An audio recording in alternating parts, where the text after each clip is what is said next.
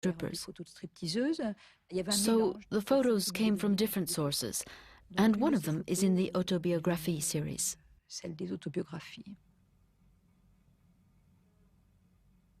Les histoires vraies, or true stories, are little autobiographical stories from what I consider key moments in my life.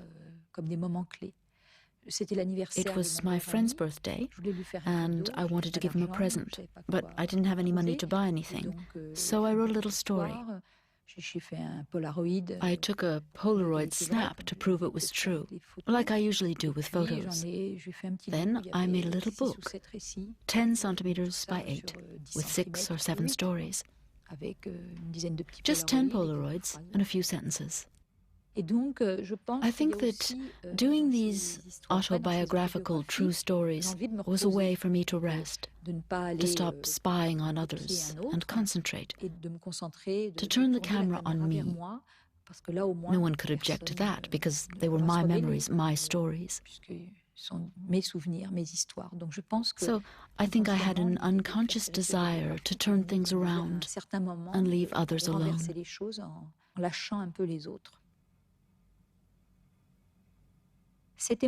It was my bed, the one I slept in until I was 17. Then my mom put it in a room which she rented out.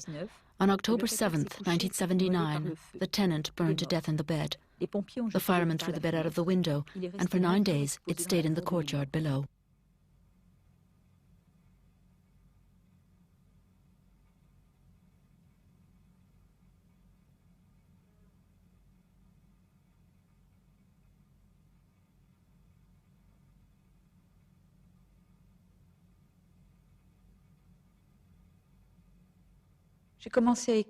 I started writing to keep track of things, of precise events. I wrote in the style of a police report. Subject leaves house at such and such a time and takes such and such a street. I still write like that, even in my autobiographies. I have no idea how a lot of projects will turn out. One day I thought I'd ask blind people what was the most beautiful thing they'd ever seen, but it seemed a bit cruel.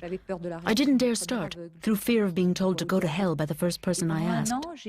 But the idea of asking what their idea of beauty was kept nagging away at me for a year. Then, one day, I was in Montpellier, and a blind man was walking towards me. I asked him if he'd been born blind, because in fact so few people are. He had been, so I jumped in at the deep end and asked my question, and he gave me my first answer, which was wonderful. The most beautiful thing I've ever seen is the sea stretching out forever and ever. Basically, he gave me the red light. His answer, which he gave like it was the most natural thing in the world, was such a strong image. And the fact that he wasn't shocked gave me the right to go on from there. In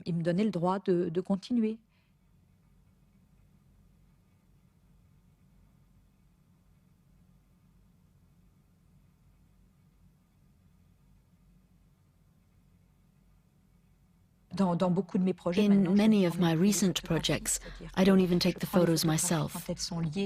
If it's linked to a performance, like following someone in the street, I take them. And I took the photos of the blind. But if there's no performance, then I just take a bad snap with a Polaroid. I note down what I want, and I ask someone else to do the same photo, only in focus. I prefer that. There's more chance of getting a good result.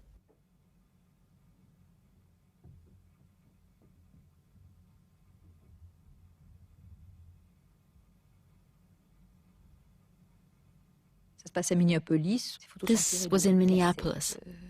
They're photos I took of a bank securities videos.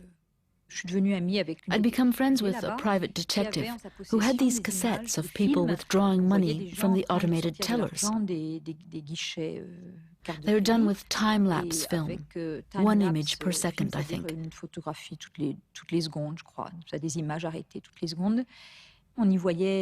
You see people come in to withdraw money, and they're all smiles. And little by little during the whole procedure, and when the money comes out, their faces change completely.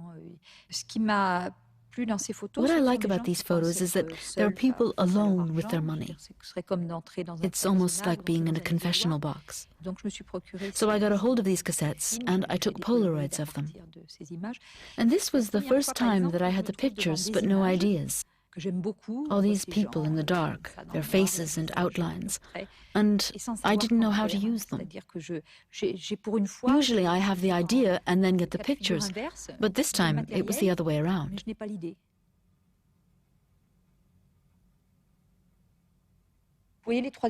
These last 3 photos were sent to me by a man who wrote asking to become my slave.